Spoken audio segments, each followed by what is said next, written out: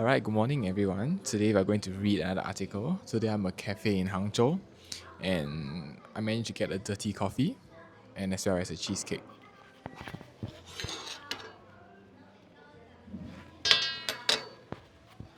And so today we are going to read another Substack article. I think it is why constant communication creates a false sense of intimacy. And I think that reading this, it also represents a particular point in my life where I'm using a lot of apps to find new people and to meet new people. So I think this will be an interesting article to provide me an alternative point of view. So let me just start the timer real quick.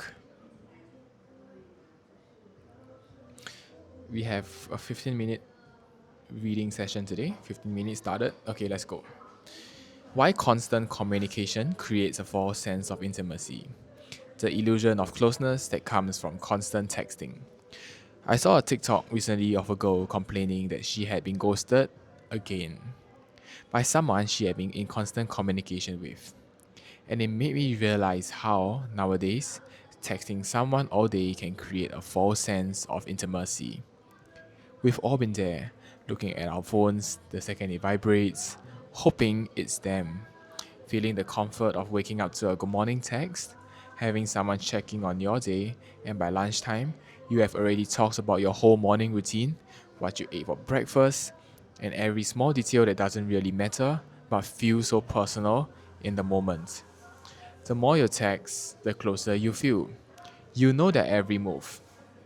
How that dinner went with their friends, something funny their pet did that random Wednesday evening, that they read a chapter of their book before bed, and that they call their mom every day. It feels intimate, like you have learned someone in a way nobody has. But then reality hits, because you can text someone every single day and still get ghosted.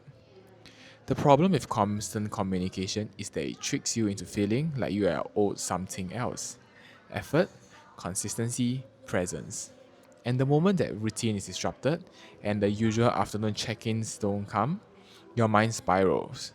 It's not just silence, it's a crash. And when you mix constant communication with the normality of ghosting in today's dating world, it becomes dangerous.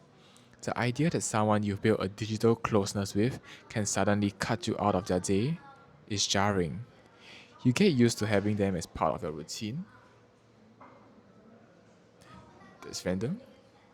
You get used to having them as part of your routine, something to look forward to, and then it's gone.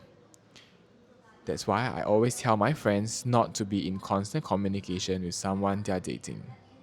Not because of the potential of being ghosted, not because the false intimacy that comes from non-stop texting can blur your judgment of how close you actually are to someone. Real connection, real chemistry, real compatibility happen in person.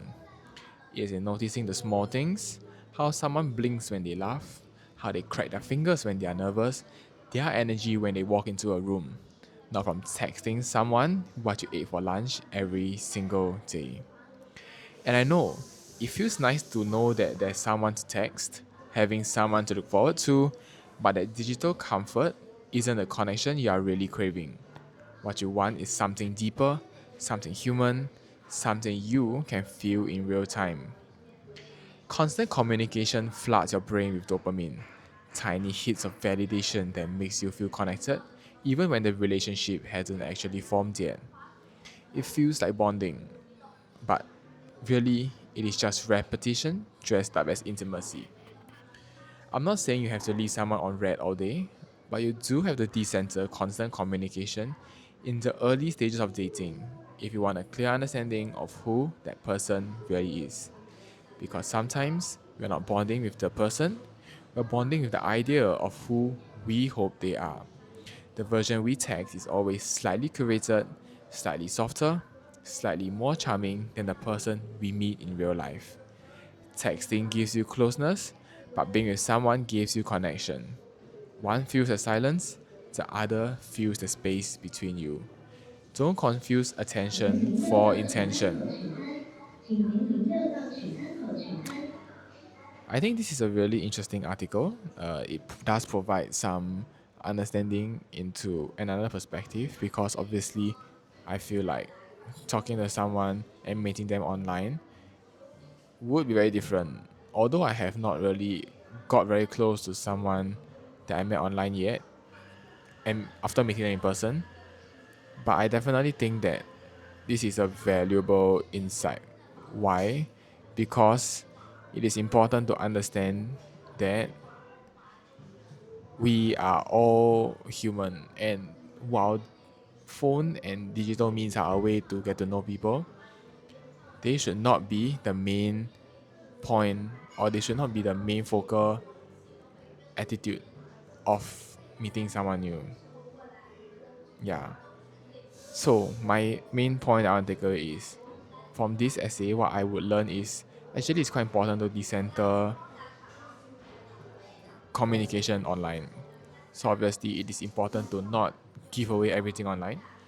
And ultimately it's important to meet someone first before deciding whether you are actually emotionally invested. I think for myself, I have definitely fell into the trap of like, oh, meeting someone online and believing and quite liking the prospect of being the person. But I think it is even more important to understand that someone's online personality is not that everything. Because text can be curated, images can be curated. But it is only truly until we meet with them and understand how they're like as a person that we not fall in love with the idea of the person, but actually fall in love with the person themselves. Anyways, I know I'm a little bit short, but I need to quickly go and settle something. So it's at 9 minutes now.